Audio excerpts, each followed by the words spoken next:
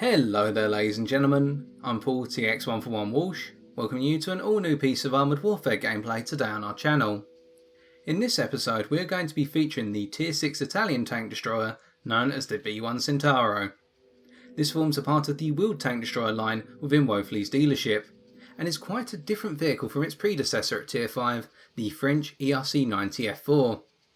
In my personal opinion, this difference stemmed from the fact that the ERC-90 F4, or at least from how I have played it, was more of a long-distance sniper, with great overall mobility enabling you to relocate rapidly when you are spotted and to move into positions where you always have the ability to fire into exposed armour on your opponents, especially say Tier 6 and Tier 7 MBTs.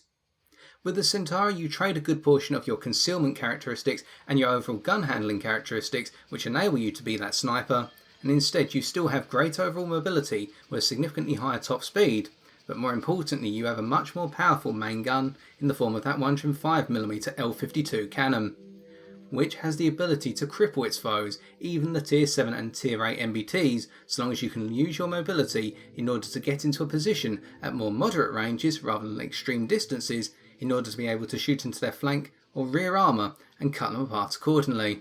And this is a vehicle which is absolutely devastating on the front line, and one I've been working very hard with in order to try and get it upgraded and at the same time get some gameplay for you. Now we are missing one of the final retrofits for this vehicle, the mobility retrofit, but otherwise this vehicle is fully upgraded. So let us take a look at its setup for today. As always, starting with our commander. Today we have elected to use one Carlos Miramon, and I have recently been experimenting with one in a number of different vehicles, not just tank destroyers. As for the B1 Centauro experiment, one fits this vehicle very nicely in my opinion, as he embodies the shoot and scoot style of play that this tank destroyer commands, whereby we need to use our initial mobility to get into a forward position, take a shot or two at our foes, and then relocate after we've been spotted to a better position where once again we can take a couple more shots and repeat the procedure.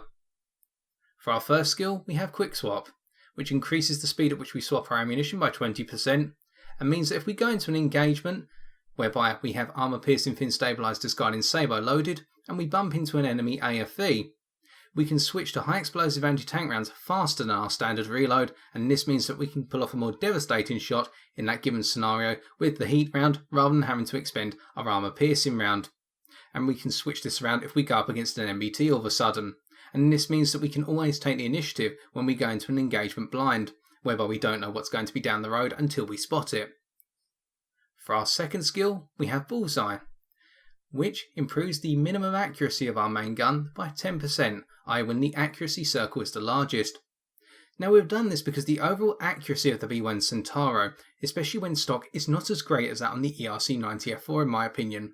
And accuracy for the ranges we can be engaging our foes at is going to be very important, especially when there are only a couple of vehicles left on either side and we need to be able to take shots at 400 metres plus and make them count. For our third skill, we have Quick Relocation, which increases our acceleration in off-road environments by 15% for 15 seconds after firing. Now this is a fantastic skill, because it really means that we can shoot and scoot.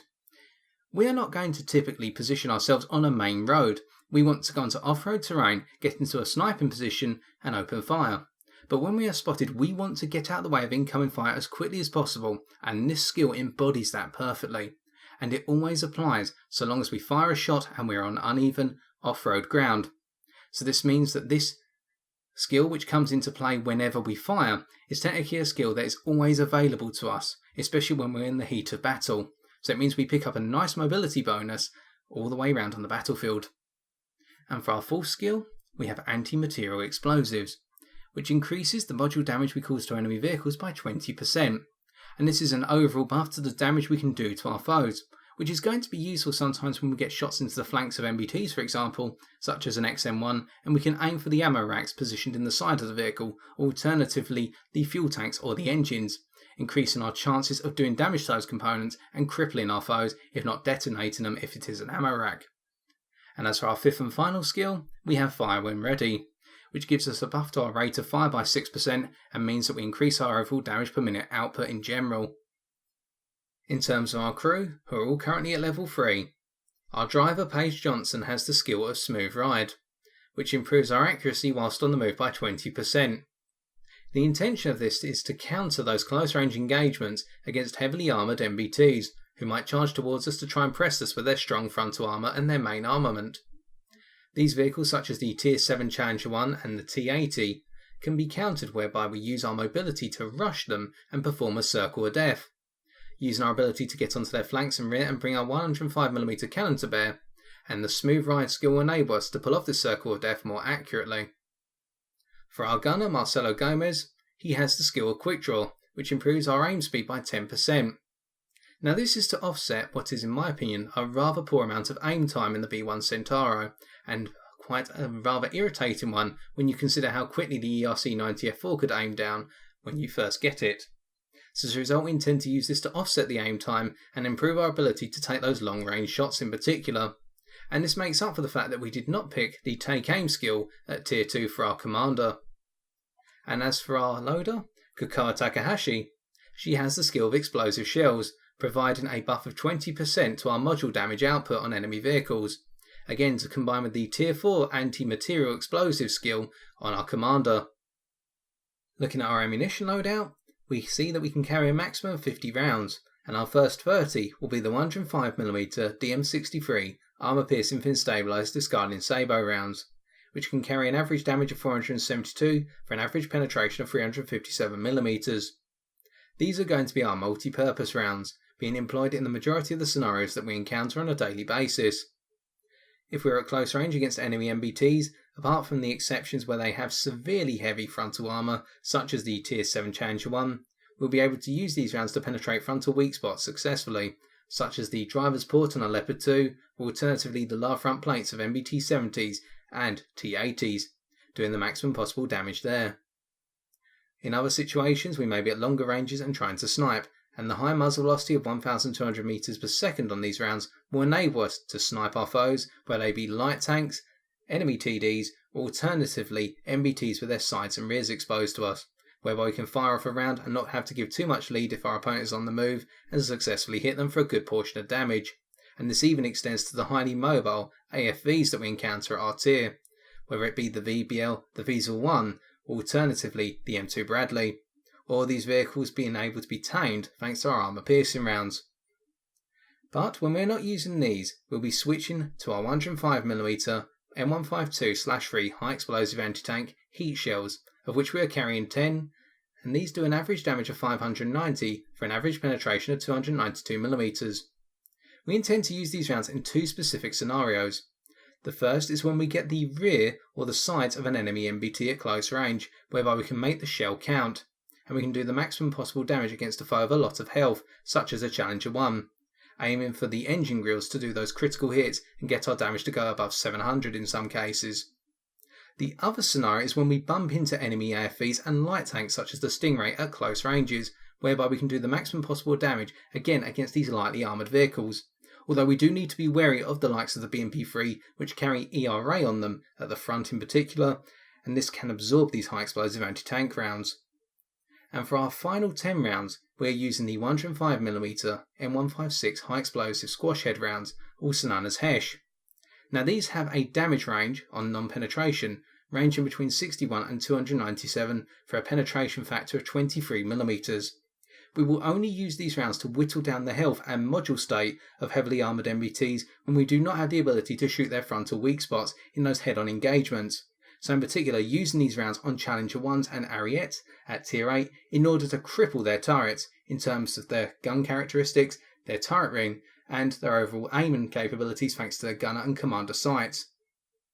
For our consumables, we will be using our standard loadout of the repair kit, the first aid kit and the fire extinguisher. In our retrofit slots, of which we can carry 4.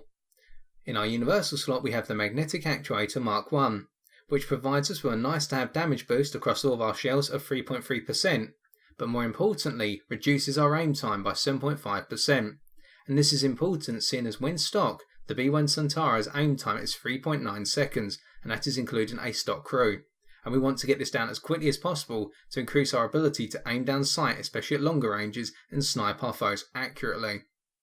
And we carry this through into our firepower slot, whereby we have the gyroscopic stabilizers Mark 1, which again has the nice to have buff of a rate of fire increase of 3.96%, but more importantly drops our aim time once again by 7.5%.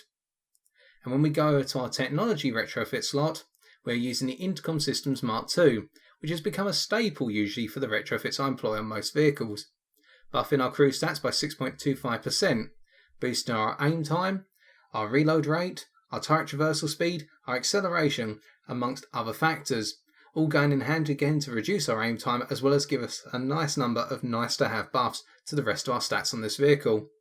And when we do finally unlock our mobility slot, it is very likely that we will use the Tier 2 upgraded transmission, or I should say the Mark II really, which buffs our acceleration for this vehicle by 3.13% and means that we can be even more mobile in the shoot and scoot tactics when we want to try and relocate before getting shot at by our foes.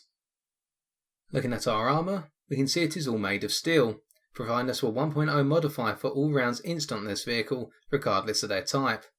And by looking at our armour in terms of numbers, we can see how vulnerable we truly are to incoming fire, whether it is from the high caliber cannon of an MBT, alternatively the autocannon of an armoured fighting vehicle. We only have 58mm of frontal hull and turret armour. Meanwhile on the side, we have 35mm of side turret armour and 50mm of armour in our hull. But we do have the Romor ERA package installed, which provides us with light ERA along the upper portion of the side of our hull and all along our turret side, meaning that when we try to flank our foes, if they have high explosive anti-tank loaded, alternatively tow missiles loaded, we have a good chance of being able to absorb those rounds or those missiles into the ERA package, keeping us alive to fight for another day. Meanwhile in the rear, we only have 25mm of armour in the rear of our turret and 50mm in the rear of our hull, meaning that even with the applique armour afforded by the Romor ERA and applique package, whilst this armour is going to be strong against small arms fire, it is not going to be able to hold up even against the lowest caliber autocannon at our tier, meaning that we do not want to get hit and instead want to pride ourselves on our survivability through mobility and staying concealed. Finishing off with our vehicle stats, we can see how our alpha damage once again is quite respectable, with the average damage on our armour piercing rounds now being boosted to 487 thanks to our magnetic actuator retrofit. In the sustained damage department, we have boosted our damage per minute to 5010, thanks to our reload time being dropped to 5.84 seconds rather than the original 6.96 seconds via our choice of commander, crew and retrofit selection. In our defence we have 1445 hit points, and as we have seen with our limited armour, these hit points will dwindle very rapidly if we're exposed and allowed to take hits. And if we're hit by high explosive anti-tank or tow missiles, we'll find ourselves being knocked out within 2 to 4 hits. And if we bump into an enemy autocannon that is pointed towards us, we will be taken apart very rapidly, and if it is an enemy Terminator in particular, God help us all. But we're able to relocate rapidly thanks to our good mobility, while our max speed being 104.4 km an hour means that we can cover a lot of ground very quickly, whether it be at the start of the game or in the midst of the game, and our acceleration from 0 to 32 km an hour is a nice 3.99 seconds. In the utility department we can see how our camouflage is not too good. Being rated at 0.18, this means that quite large distances we will still be spotted by the likes of an enemy VBL after we have fired our gun for the first time, so we need to combine our weak camouflage rating with our mobility in order to take advantage of the fact we can shoot and scoot. And with our view range of 402 metres we can spot enemy MBTs at a distance and even some of the light tanks, but we will need to rely on our teammates to also spot for us here and there. In the targeting department we can see how we've managed to mould the gun handling characteristics of this vehicle in order to suit us quite nicely, with our cannon depression over the front being 8 degrees and 6 degrees over the back, which is quite healthy, meaning that we can play a good number of hills and ridgelines to our advantage, and our accuracy spread has been dropped down to 0.12, having started off at the rating of what was 0.15, meaning that we can snipe our foes at longer distances once we're fully aimed in to a good effect. In the aim time department we have dropped our aim time down by just over a second from 3.9 seconds to 2.84 seconds, which will work in our favour at those longer distances and when we're trying to take snapshots at closer ranges where we have a little bit less time to aim in fully. And in the turret traverse department we can get our turret around at a rate of 43.33 degrees per second, meaning that we can quickly switch targets and continue to open fire. So good mould of characteristics as we can see. Now let us get into our gameplay for today. Today's gameplay takes place on the standard version of River Point, whereby we are in a Tier 7 game with 4 Tier 7s on both teams, and then the rest of the vehicles are made up of Tier 6s. As we may see, we're starting off in the northern spawn point, as dictated in the mini-map by the bottom right hand corner of your screen, whereby the top side is the north and the left hand side is the west. As neither team has a significant advantage in terms of vehicular composition, we are not going to let that affect our overall game strategy, which will be thus. We intend to push down the western side of the map, across the river, and use the ridgeline based terrain in order to get into a forward sniping position to shoot across into the centre of the map, being able to hit our foes who may sit south of the city or southwest of it and try to push around the western side. As the timer counts down, we are just about to see how mobile the Centauro is in getting from its spawn location into its desired starting position, whereby by the time we reach the peak of the hill here to go down it, we reach 50 km an hour. And as we start to go down, our speed builds very nicely. We reach a speed just in excess of 85 km an hour here as we meet the main road and begin to turn onto it. And whilst we do need to dodge our friendlies who are trying to push towards the centre of the map or come across to the west with us, we can see how we hold our speed rather well. And by the time we get across the bridge here, we will be up to 95 km an hour before dropping our speed once again, making some subtle changes in directionality. Unfortunately, we have a limited number of teammates here pushing across this western side, although it is just enough to provide holding action.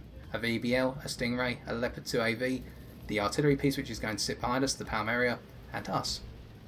And as we get into our forward position here, we get a shot on the B1 Centauro that has been spotted south of the city.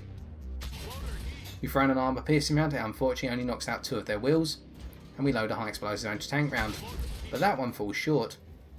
That's a bit unfortunate so far, but we will not let it dissuade us, and we will continue to wait until the Centauro is spotted again.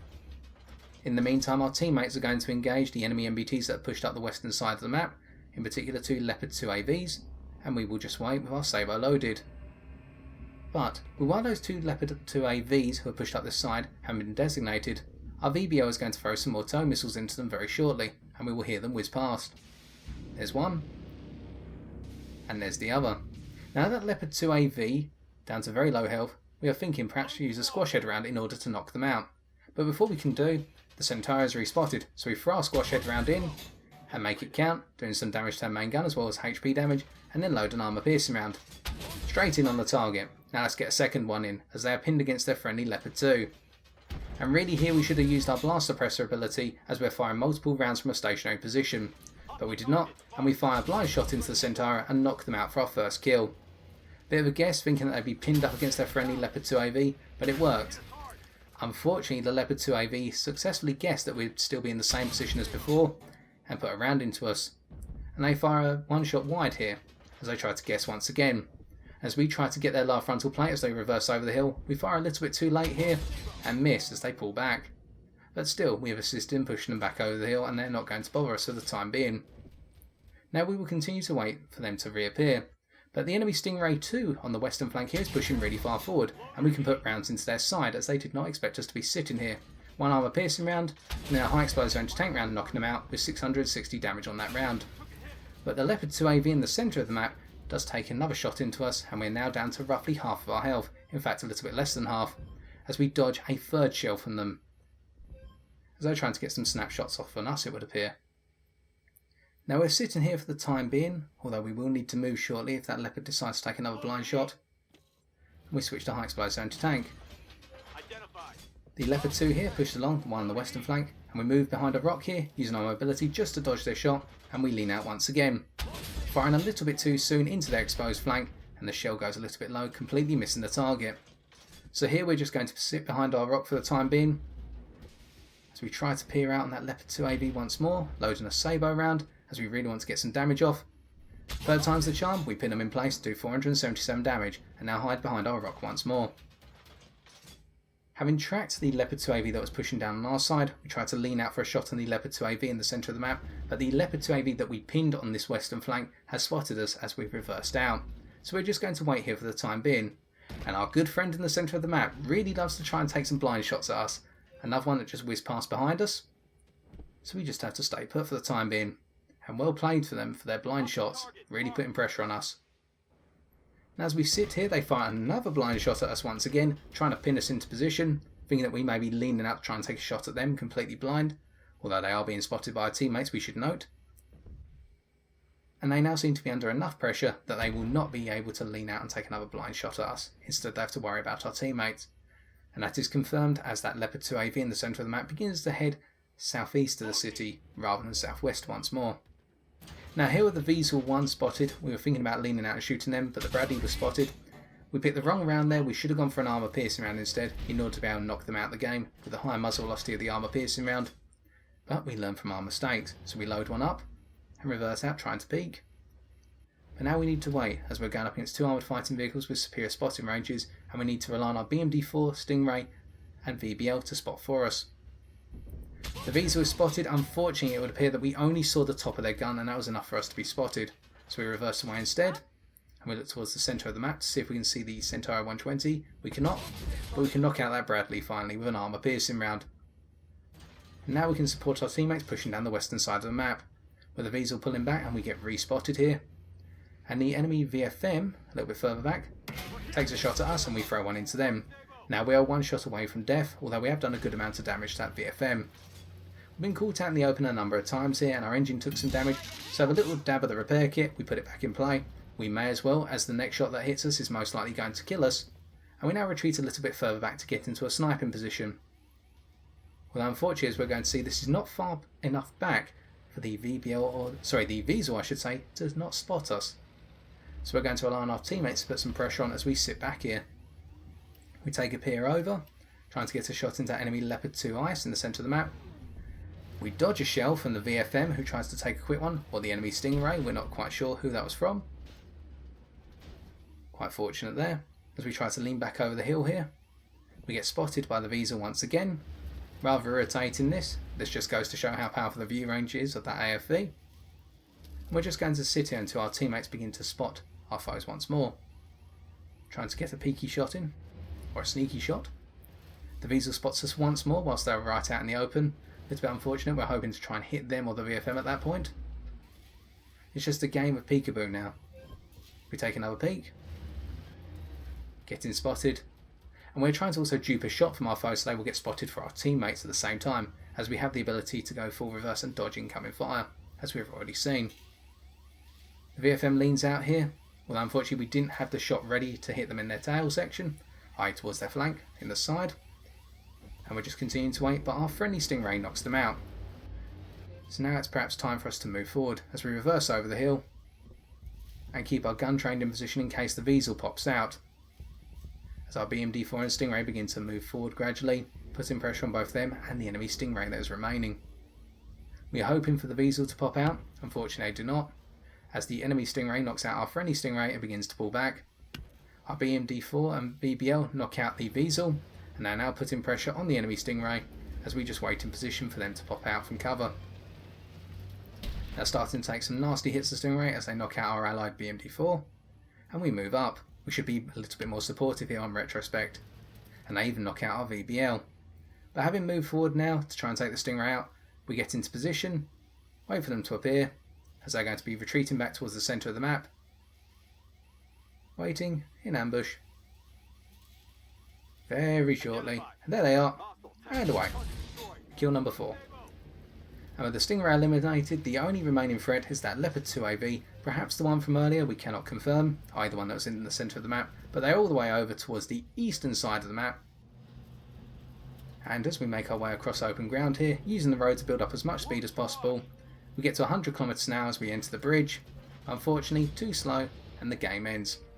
Time for us to take a look at the post-game stats. Well, that wasn't too bad of a game, and with it we picked up 2,425 reputation points and 109,442 credits. In terms of our 3 major contributions, we dealt 4,020 damage, picked up 4 kills and spotted 4 enemy vehicles. And as for our awards, we only picked up the gold medal for having the highest amount of reputation earned on our team. Looking at our individual performance, we can see how over half of the damage we dealt was attributed to 2 enemy vehicles in particular. The Stingray 2, which came charging down the western flank, completely unaware of the fact we existed in our small secluded position on that flank, and the Centauro, which we sniped out at the beginning of the game. The rest of the damage we dealt was during the push by our team down on the western flank, whereby we assisted in ensuring that flank would be secured, although perhaps we were a little bit too hesitant in our support when we were down to our remaining health, i.e. where we all one-shot kill after taking a shot from the VFM, and that contributed to a number of our teammates getting killed in the process. Looking at our performance compared to the rest of our team, we can see we only picked up our gold award for the highest amount of reputation earned in our team by a small margin, just pipping our VBL to that.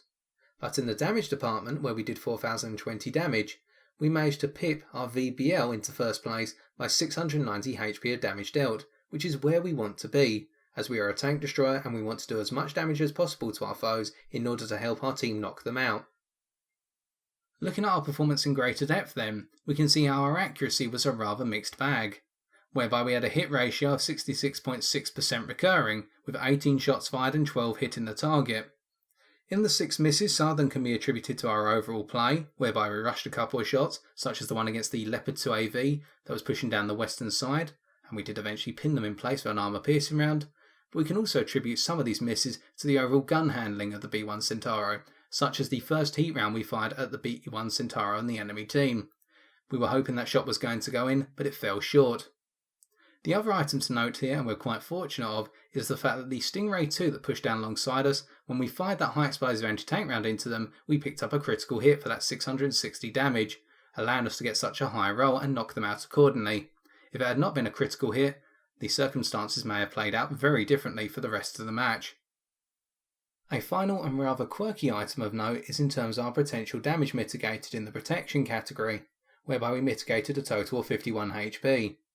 Now the value itself is not important, but is how it occurred. We managed to stop this damage using our explosive reactive armour. Now when exactly did this occur, some of you may be wondering? Well, remember when we fired that high explosive anti-tank round at the Bradley M2 towards the latter half of the match and we missed. Having pulled back, we decided to peer around the corner once again, and in doing so we spotted the enemy Weasel 1. Now the Weasel spotted us but did not fire at us, but we took some autocannon ammunition, and it is most likely that it was from the 25mm autocannon of that Bradley M2 hiding further in the back on the enemy team's side of the map. When they opened fire, it would appear that they had high explosive incendiary rounds loaded, and the ERA on the cheeks of our turret managed to absorb some of these rounds and protect us from that 51 damage, just going to show that the ERA does come in handy even against the lighter autocannon and the high explosive incendiary rounds that can be fired at us. In conclusion then, whilst today's gameplay has perhaps not been the most exciting or impressive demonstration of the capabilities of the B1 Centauro, hopefully it has gone to indicate how this vehicle can be implemented in a supporting role for its team, and being the vehicle that will deal the most damage over the course of the game if used as the tank destroyer that it is designed to be. On top of this, I hope this also goes to demonstrate the budding relationship that I'm starting to feel with the B1 Centauro, and hopefully in the near future this will bloom with the setup I've implemented today, and I will be able to put together some games whereby I'll be able to get a much more impressive score, and then I can relate this back to you by a future video. But as always, ladies and gentlemen, if you have enjoyed this video, why not leave a like, comment or subscribe for future Armoured Warfare videos on my channel. And until next time, take care and good luck on the battlefield.